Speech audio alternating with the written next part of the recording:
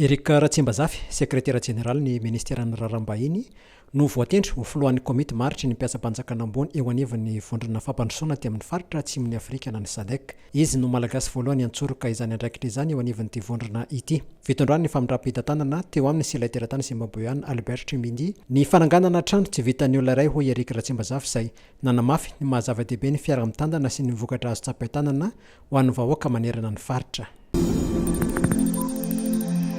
Manomboka androanka hatramin'ny alahady izao dia aranty tsy amin'ny tokotanin'ny Kianja Maki Andohatapenaka ireo fanohitra ho an'ny fampandrosoana eny ambanivohitra. Nisokatra androany tokoa ny hetsika FIER MADA izay manasongadina isa-taona izany toekarena eny ambanivohitra izany. Hita eny avokoa ireo vokatry ny fambolena sy ny fiompiana. Ireo tolotra maro isan-karazany manodidina izany toy ny torohevitra ho an'ireo izay maniry ny sehatra eny amin'ny tontolo ambanivohitra na ihany koa anatsara ny famokarana amin'ny alalan'ny fampitaovana. Tazana eny an-toerana ihany koa ireo vokatra efa voahodina izay tsy latsa-danja amin'ny vokatra maro samihafa aranty eny an-toerana. Nilaza ny ministèran'ny ASA VAVENTY fa faritra maro eto Antananarivo Renivohitra no ahitana asa fanamboaran-dalana amin'izao fotoana izao. Voakasika izany eny Ankatso, Ambomanambola, Andravoangy ambony, tsara Lalana, Akorondrano Antanimena, Andavamamba, Ankoraohatra tsy adana Andohatapenaka, tahak'izany ihany koa ny eny Antanarena sy Ambatobe Analamahitsy ary Tsimbazaza. Miasa andro aman'alina ireo teknisiana ny ministèran'ny ASA VAVENTY amin'ny fanatanterana ireo asa fanamboarana ireo raha nambaran'ity ministèra ity. Tanjona ny anatsarana fifamoivoizana ary indrindra anome endrika madio sy moderna ho an'ny renivohitra Madagasikara hoy ny eo anivon'ny ministèra.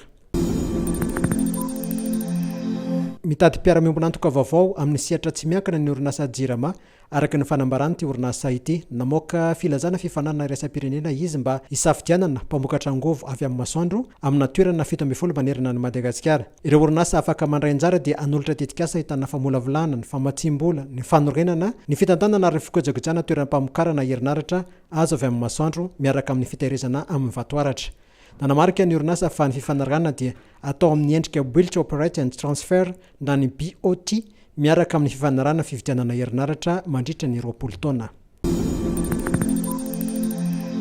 Eo amin'ny lafiny fanatanjahantena dia mitombo hatrany ireo medaly azon'ny atleta malagasy any Seychelles mandritra ny lalaon'ny komisiona ny tanora sy ny fanatanjahantena eto amin'ny ranomasimbe indiana na ny CJSOI. Taorena ny andro faefatra omaly talata dia nahatratra 17 ny medaly azon'ireo atleta malagasy. Ny 12 amin'izany dia medaly volamena, 14 kosa ny volafotsy ary 12 ny alimo. Ho amin'ny andro nomaly dia 10 no azon'ireo atleta malagasy, ny 2 volamena, ny 4 volafotsy ary ny 5 alimo. Nahazo medaly 5 tamin'izany ny mpilomano, volamena ny 2, alimo 4, nahazona medaly volafotsy 3 ny taranja judo, nahazo medaly alimo ihany koa ny hazakazaka 100 metatra sy ny taranja e-sport.